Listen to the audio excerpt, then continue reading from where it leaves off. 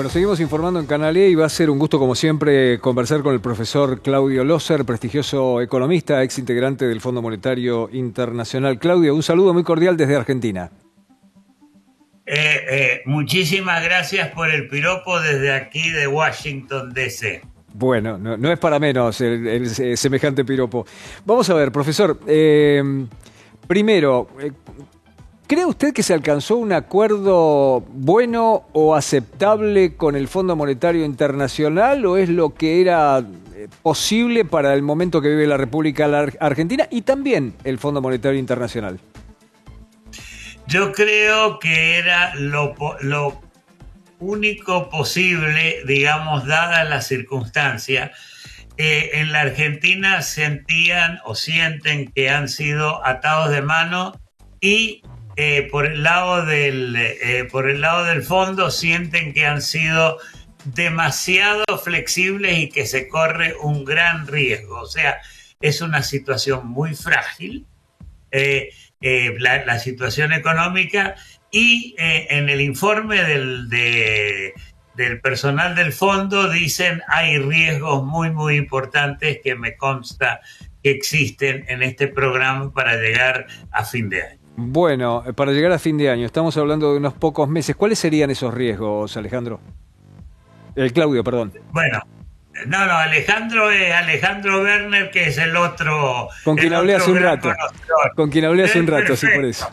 Gran amigo y un hombre fantástico. Ok. El tema es el siguiente. Los riesgos son que se empiece a gastar de más, que se quiebre, digamos, la disciplina aproximada que existe en el programa que salió, que fue aprobado la semana pasada, y que de alguna manera el fondo ya está preocupado por los anuncios que se hicieron. Eso puede quebrar el déficit y llevar a mayor emisión monetaria y a una presión muy fuerte sobre el tipo de cambio, que de hecho el tipo de cambio blue se fue para arriba, si no me equivoco. O sea, esos son los riesgos y me consta que el fondo está preocupado. De hecho, usted tiene razón, llegó a 755 pesos el dólar blue, ahora bajó un poquito, está en 745, pero ayer ya había cerrado a 735, así que esta suba, y tiene múltiples componentes esa suba también por cuestiones y declaraciones locales. Profesor, mala época para cumplir con estos acuerdos, época de elecciones y el plan Platita, bueno, usted es argentino, estará familiarizado con los términos de la política argentina, el plan Platita a todo trapo. Es el plan Platita a todo trapo, y yo creo, independientemente de lo que diga el fondo, es muy peligroso, porque incluso, o sea, yo sigo las noticias de ustedes, que ustedes tienen, la gente, los que tienen que pagar desde los municipios, las provincias y las empresas están quejándose de esto. O sea, esto realmente no es una situación popular y genera bastante peligro.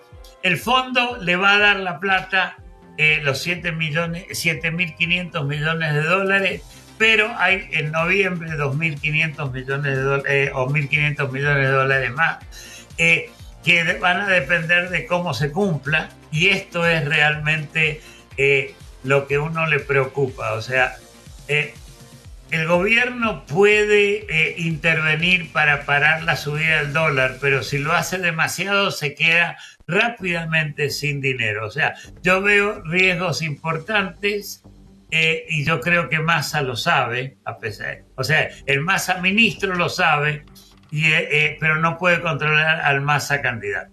Esta suerte de Dr. Jekyll y Mr. Hyde. Vamos a ver, profesor. Muy bien. El 365 pesos con 50, ¿considera usted que ya está quedando atrasado el tipo de cambio oficial? Sí, sigue atrasado. Yo creo que el tipo de cambio blue está un poco inflado por todos los problemas de expectativa. evidentemente es un tipo de cambio mejor, algo ayuda, pero yo no creo que se pueda aguantar hasta octubre sin mover este tipo de cambio. Yo creo que va a tener que moverse fácilmente a los 400 o algo así. Eso es Claudio Loser hablando. Sí, claro. En un mes me llaman y me hacen un juicio por difamación. No, por supuesto que no será eso así. Lo que quiero preguntarle, profesor, es si en el dinero que recibe por parte del Fondo Monetario Internacional, ¿tiene flexibilidad o tiene recursos técnicos como para decir, no, hay parte de esto que lo voy a volcar al mercado cambiario como para que esto no me agite el mercado en víspera de elecciones? Un poco sí. Bueno, primero que tiene que repagarse ciertos pagos al fondo, tiene que devolverse la plata a la China, a Qatar, a CAF, y el fondo le dice, y lo que me adelantaste aparte, eso no lo gastes. Queda un margen, yo diría, por la sequía que el fondo le ha dado, le ha acelerado, yo diría de unos 1.500 millones de dólares. Los números en esto no son perfectos, y ahí podrían intervenir, pero tienen que tener mucho cuidado en no gastar las municiones muy rápidamente, porque eso llevaría a la larga a una situación peor. ¿Cuál es la diferencia entre lo pactado y lo que sería un crédito de facilidades extendidas, y para qué podría usarse ese dinero eventualmente? Bueno, lo pactado es parte del acuerdo de facilidades extendidas. Esto es la cuarta, la quinta y la sexta revisión. Los acuerdos, esto fundamentalmente dice, nosotros te vamos a apoyar, te podemos apoyar un poco en términos de problemas estructurales como la sequía, pero no hay diferencia fundamental en términos del uso de los recursos, porque el fondo no presta fundamentalmente para proyectos o algo así. El Banco Mundial, el BID, la CAF sí son fuentes importantes de financiamiento. El tema de la sequía que usted mencionó un par de veces, ¿es una espada de Damocles sobre la mesa del Fondo Monetario Internacional? Es decir, ¿otro país a partir de ahora podría pedir ayuda por semejante cosa y el Fondo Monetario tendría que otorgársela? Acá tengo que desilusionar a la gente que nos ve en la Argentina.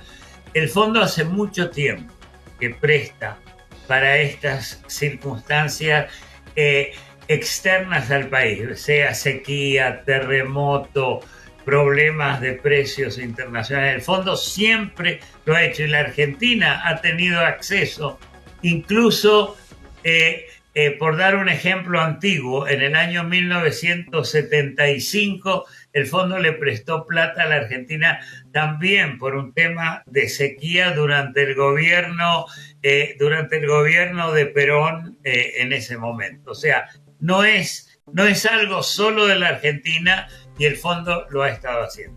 Bueno, lo cual me parece excelente. Las conversaciones que tienen que llevarse adelante seguramente con un próximo gobierno, eventualmente este sea cual sea, ¿tendrán el mismo tenor si el gobierno es el que pretende llevar adelante el proyecto de dolarización? Yo creo que el tema de dolarización, por supuesto, sería una iniciativa de la Argentina. El fondo no promueve un sistema específico de cambio. Dice, mantengan la casa del orden, tomen los remedios, mantengan la salud. Si quiere ser rubio o morocho, eso es su decisión, si lo puedo poner en términos de a pie. ¿Pero cambiaría los términos conforme se ha venido negociando o conforme hay que negociar de ahí en adelante? Bueno, el fondo diría, miren, para hacer eso tiene que tener las finanzas en orden. No puede usted solamente basarse en la dolarización, porque ustedes no tienen las condiciones para hacerlo. De eso estoy convencido. El fondo va a decir, hay condiciones para cualquier sistema cambiario que tiene que cumplirse antes. Y en ese sentido, yo creo que incluso Milei entendería o entiende eso. por Profesor, aparece el nombre ahora de Carlos Melconian, que es por quien ha optado Patricia Bullrich en caso de llegar a la presidencia de la Nación. Y ya se está hablando en ese entorno de instaurar un régimen bimonetario, que en realidad sería multimonetario, porque no sería solamente libre circulación de peso y dólar, sino también otras divisas.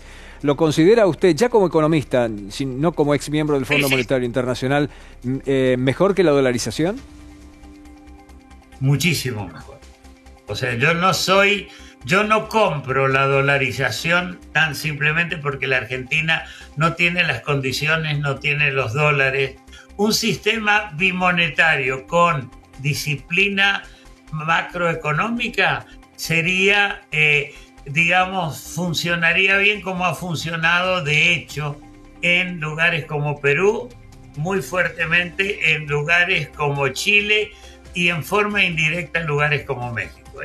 Ahí no tengo ningún problema, me parece muy buena idea. Claudio, se ha dicho muchísimas veces que cuando se habla de dolarización en realidad es el final de un camino, de muchas cosas que hay que hacer antes. En el caso del régimen bimonetario, ¿sería lo mismo o entiende usted que técnicamente se puede aplicar ya desde el primer día cuando se tengan las aprobaciones que se necesitan? Tendría que haber alguna garantía, primero, de que están las cosas bien, porque la gente no va a traer dólares al sistema financiero argentino a menos que haya alguna garantía de disciplina. O sea, lo podrían decir, vamos a hacerlo a partir del día 1, pero la gente va a empezar a creer después del día 1. Profesor, no sé si estoy diciendo sí, está claro. Lo que quiero preguntarle, se ha dicho, dependiendo de quién lo analiza, que para dolarizar harían falta entre 30.000, 38.000 hasta 40.000 millones de dólares. Para entrar en un régimen bimonetario, ¿es necesario una base así o cambia la perspectiva? Yo diría que no, porque en un régimen bimonetario dirían, acá tienen los pesos, no vamos a tocar los pesos. Pero pueden abrir cuentas en dólares y pueden pagar en dólares en cuentas de la Argentina por supuesto tendría que haber algo de dinero para garantizar que si hay una corrida el Banco Central lo puede hacer, pero no en el monto de 40.000 millones de dólares, que es el cálculo más o menos que yo considero razonable respecto de esto. Bueno, finalmente usted mencionó el ejemplo de Perú en más de una oportunidad. Y Perú, si hay algo que tiene, es un banco central que funciona, si no me equivoco, es Mario Velarde, el titular, que funciona hace 20 años con la misma disciplina, mucho más allá de los avatares políticos muy complejos que ha vivido la sociedad peruana en los últimos tiempos. Lo que quiero preguntarle a usted, ¿cuál sería el rol del Banco Central en un régimen bimonetario en la Argentina? Sería, primeramente, que yo creo estoy convencido que hace falta un banco central. No me cabe la menor duda, no estoy de acuerdo con la declaración del candidato Milei en ese sentido. El Banco Central tiene que mantener disciplina en términos de pasar de pesos a dólares. Tendría el mismo rol en términos de emitir pesos, de financiar el gobierno, o sea, y mantener la disciplina. Velarde, e incluso antes de él también, otros presidentes de bancos centrales mantuvieron esto, y esto es crucial para que se crea en un sistema bimonetario. Bueno, de todas maneras, no es loable anclar expectativas económicas como las que necesita la Argentina solamente en el tipo de cambio. Esto requiere de una tarea enorme de ajuste, de control y demás de las variables, ¿no? El tipo de cambio es la fiebre, si lo puedo poner en términos médicos, y ciertamente no soy doctor en medicina. Es la fiebre, es el síntoma. Hay que curar la enfermedad, hay que atacar el virus, o hay que atacar cualquier tipo de bacteria, o casi yo diría un posible cáncer también. Así que esa es la forma que yo lo veo. Señor, muchas gracias por su tiempo. Le agradezco como siempre la amabilidad y la paciencia.